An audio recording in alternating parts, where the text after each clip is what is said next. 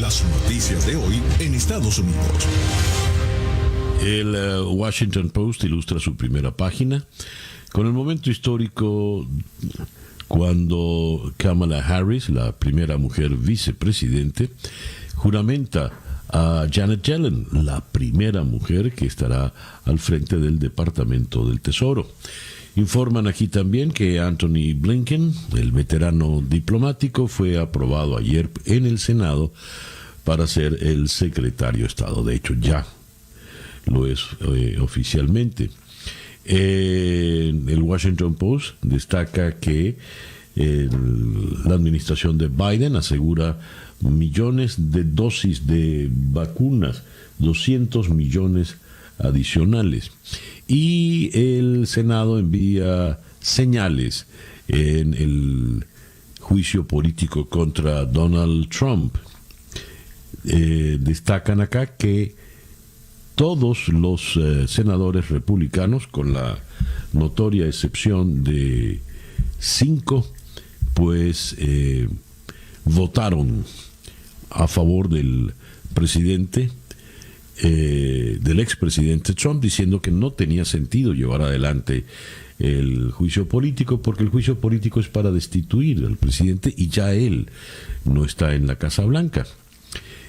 Sin embargo, el juicio va adelante porque no lograron, evidentemente, la mayoría. A esto dedica su gran titular en la mañana de hoy, el The New York Times, con lo cual nos dice que el juicio contra Trump procede. Ilustran la primera página con la senadora Susan Collins, republicana, quien fue de las que con más vehemencia se unió a la votación a favor del juicio. A propósito del tema de la incitación, de la violencia que se dio, la incitación por parte de Trump a la violencia que se dio el 6 de enero en el Capitolio, el jefe de la policía del Capitolio admite que si bien tenía señales, informaciones de que iba a haber violencia, no tomó todas las medidas necesarias. Y otra información delicada con relación a este tema es la siguiente.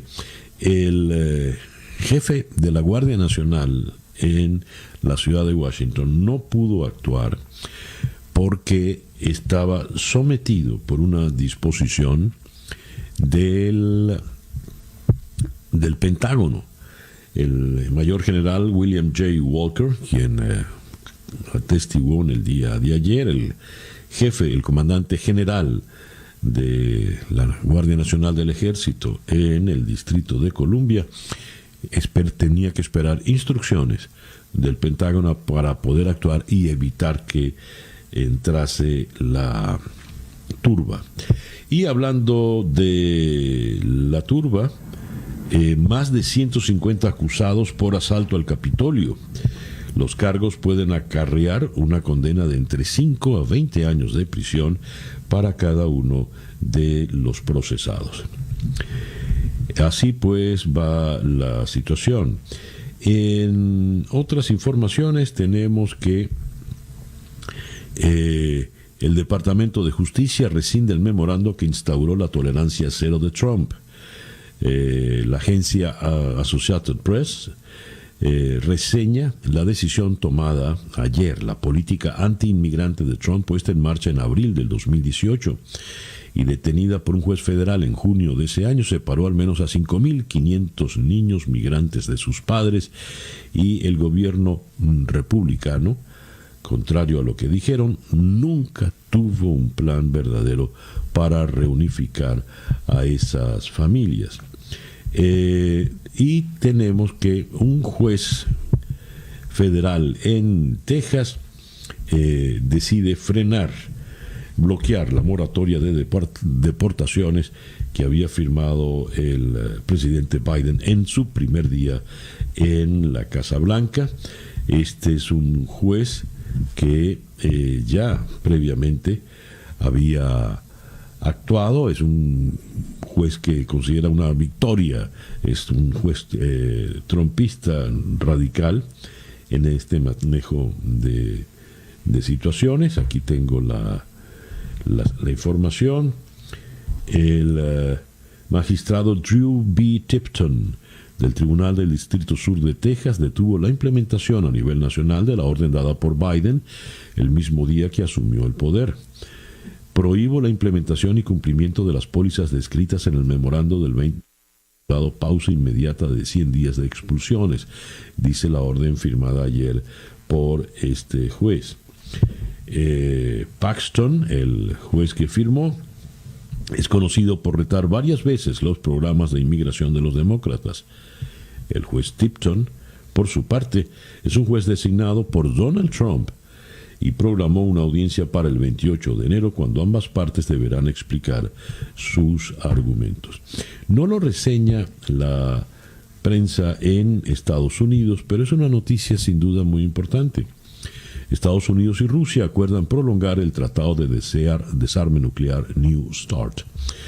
Los presidentes expresaron su satisfacción por el intercambio ocurrido de notas diplomáticas sobre el acuerdo para la prolongación del Tratado de Armamento Ofensivo Estratégico. La información viene desde el Kremlin. En los próximos días se complementarán todos los procedimientos necesarios para la extensión del tratado, incluida su ratificación parlamentaria, según la nota oficial. La limitación de armas nucleares, pues, va por 5 años más. Y tenemos en otras informaciones, en Estados Unidos, que el senador Patrick Leahy, quien es el que va a presidir el juicio político contra Trump, fue hospitalizado, se sintió mal. Es un senador de 80 años de edad. El médico del Capitolio le sugirió que fuera al hospital. Allí le tuvieron en observación, pero ya le dieron de alta. Y la nominación de Alejandro Mayorkas, el cubano-americano postulado por el presidente Biden a la cabeza del Departamento de Seguridad Nacional, avanzó hacia la confirmación luego de que un comité del Senado votó en favor de enviar la postulación a votación del Pleno de la Cámara Alta. El proceso expedito fue bloqueado la semana pasada por el senador republicano Josh Hawley.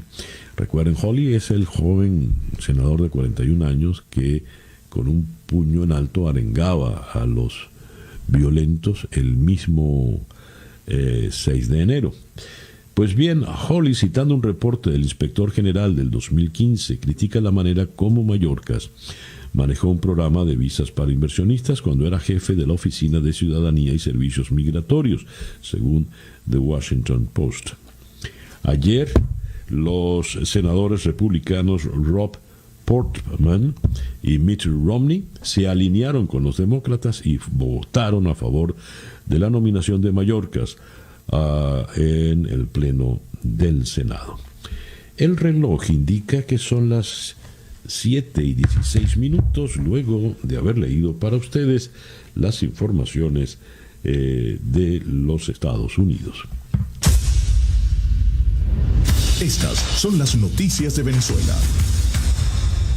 Hay varias informaciones que tienen que ver con nuestro país.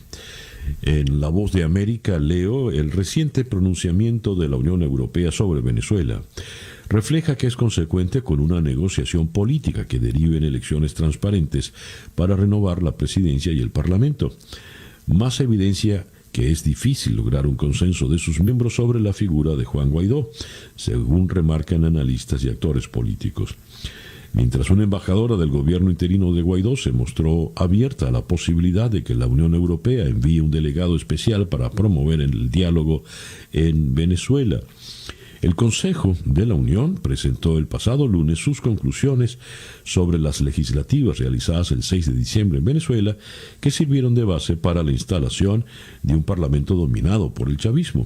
El comunicado afirma que esas votaciones fueron una oportunidad perdida para la democracia y que se concretaron sin un acuerdo nacional sobre las condiciones electorales. Advierte asimismo la Unión Europea que esa elección no alcanzó los estándares internacionales para un proceso democrático y por tanto la desconocen. Ayer por primera vez tuvimos palabras del nuevo gobierno en los Estados Unidos sobre el caso venezolano.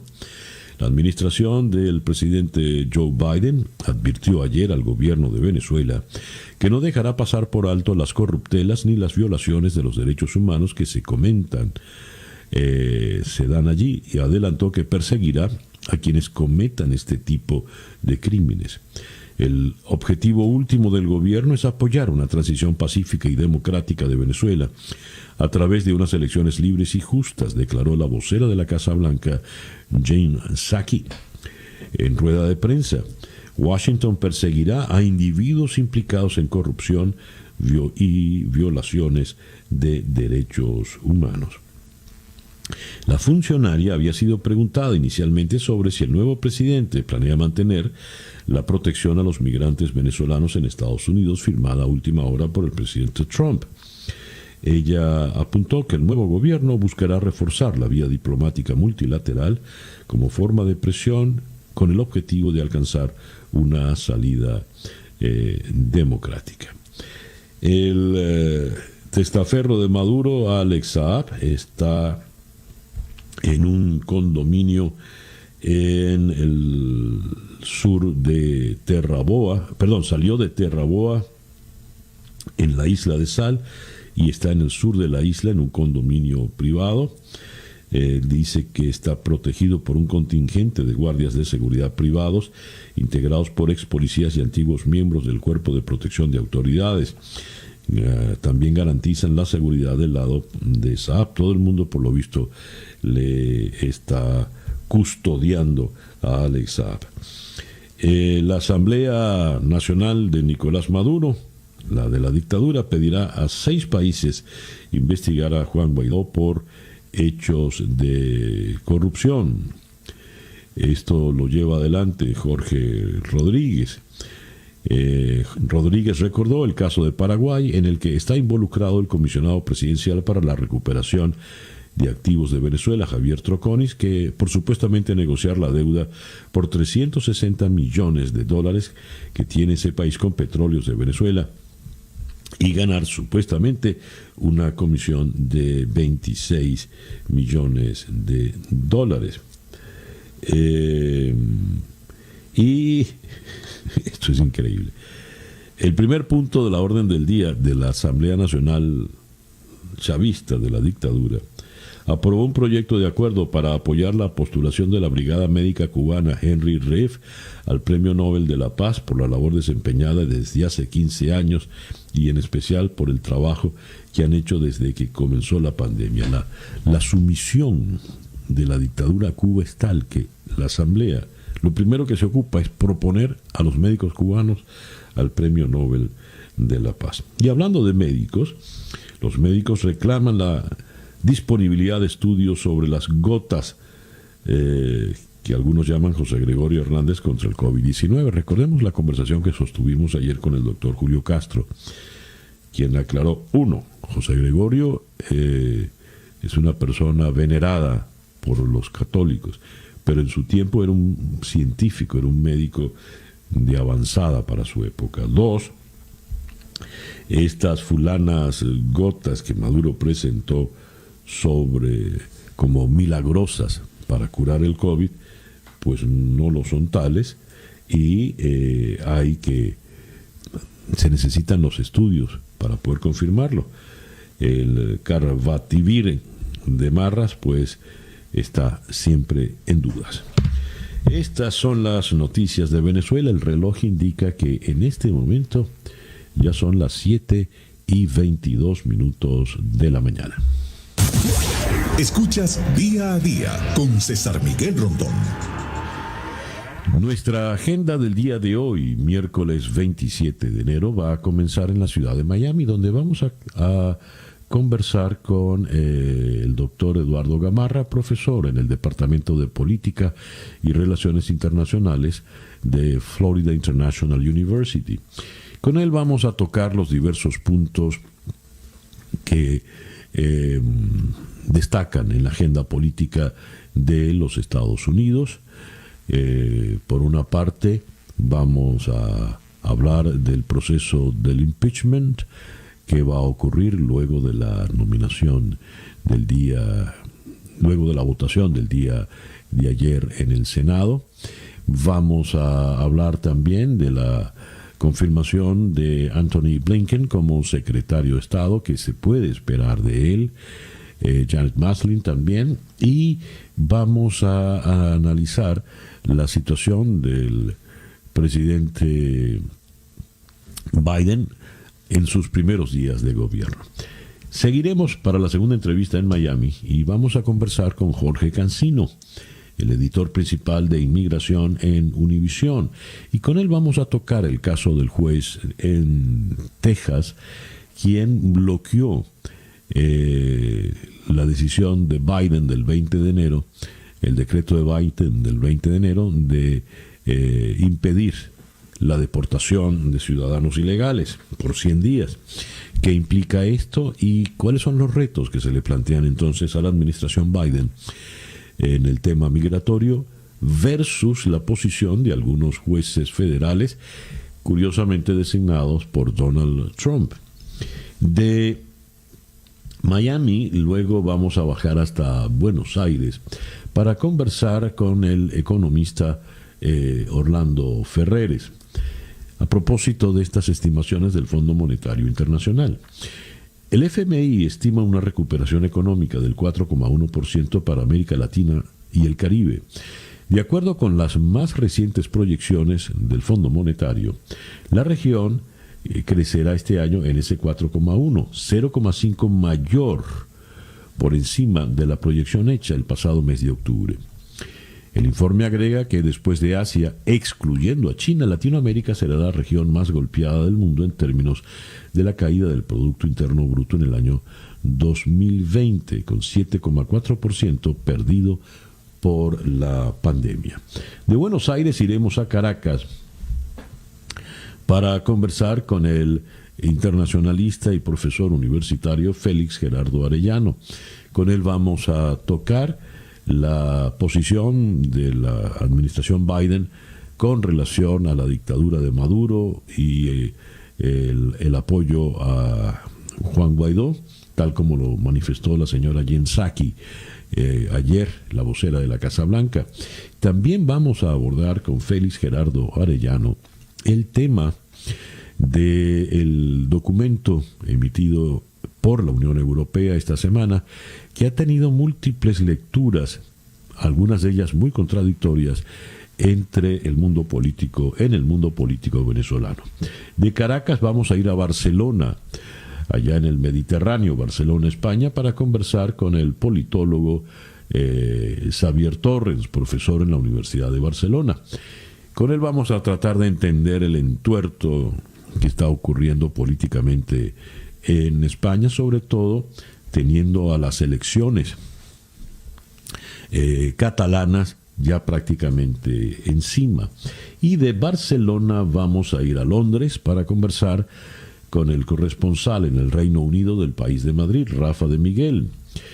El Reino Unido se convirtió en el primer país de Europa en superar las 100.000 muertes por el COVID, lo que confirma la magnitud de la crisis sanitaria en este país, que tiene puestas todas sus esperanzas en una campaña masiva de vacunación. Boris Johnson ha asumido la culpa de esto.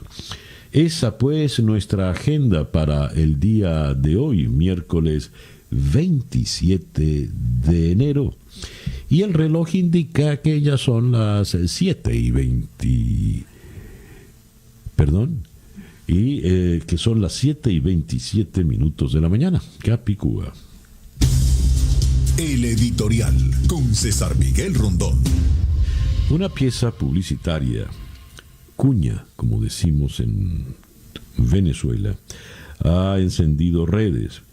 En ella, un individuo de actitud un tanto malandra o patán llega a una tienda a blindar su camioneta Toyota lleva a una joven muy hermosa y exuberante a la que presenta como una prostituta y en un lenguaje muy soez advierte que llega allí para blindar su camioneta. A muchos, incluyendo a quien les habla, ha indignado y asqueado la pieza publicitaria en cuestión. Algunos han tratado de defenderla diciendo que es una pieza para un target específico y que está muy bien diseñada para ese target. Y ese precisamente es el problema. En esa pieza publicitaria, el individuo llega en una inmensa camioneta y es escoltado por unos motorizados. Confiesa ser hijo de papá, que tiene mucho billete, y quiere que le pongan todos los juguetitos, entre comillas, a su camioneta. En algún momento le confiesa al vendedor que él lleva siempre muchas cantidades de dinero en efectivo y le pregunta si tiene algo especial para él. El vendedor le muestra en efecto una cabina privada dentro de la camioneta blindada para que pueda llevar el efectivo. ¿Quién se dedica a qué tipo de oficio exige que se tengan grandes cantidades de efectivo? Muchas sin duda, pero en una persona, digamos, privada, en un ciudadano común, uno rápidamente sospecha en el delito, ¿no? En todo caso, este individuo soez representa a una casta que ha ido creciendo en Venezuela y es la casta que gobierna o mal gobierna a nuestro país. Por ello, cuando la revolución bolivariana incitó o procuró la formación, la creación, el surgimiento del hombre nuevo del socialismo, el hombre nuevo lo tenemos allí. Es un malandro, machista, patán, delincuente, metido en cualquier cantidad de negocios malos que se ve necesitado de ser escoltado y de blindar su camioneta. Es una pena, de verdad.